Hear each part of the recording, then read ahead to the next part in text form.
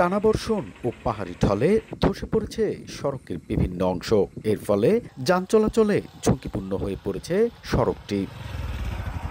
২০২০ সালে স্থানীয় সরকার প্রকৌশল বিভাগের অর্থায়নে নির্মিত হয় বান্তুরবান সুয়ালক লামা অভ্যন্তরীণ সড়ক। প্রতিদিন শত শত মানুষ ও কৃষি পণ্যবাহী যানবাহন চলাচল করে এই সড়ক দিয়ে, কিন্তু গত কয়েকদিনের ভারী বর্ষণে সড়কের বিভিন্ন অংশ ধসে পড়ায় বন্ধ হয়ে পড়েছে যান চলাচল। তাই দ্রুত সড়কটি সংস্কারের দাবি স্থানীয়দের।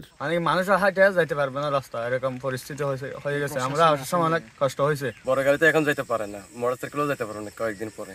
আমাদের অনেক কষ্ট হয়। সিএনজি এগুলো যেতে পারে না, আর ডিসিপেন্সিও তো যাওয়া যায় না এখন। এদিকে বরাদ্দ পেলে দ্রুত সড়কটি সংস্কারের পদক্ষেপ নেওয়া হবে বলে জানান নির্বাহী প্রকৌশলী। এখন পর্যন্ত আমরা 3টা রাস্তার ক্ষতি পেয়েছি, তথ্যগুলো পেয়েছি, তাতে 2 থেকে 3 কোটি টাকার ক্ষতি হয়ে গেছে। আমরা এস্টিমেট তৈরি করতেছি, ঢাকায় জানানো হয়েছে।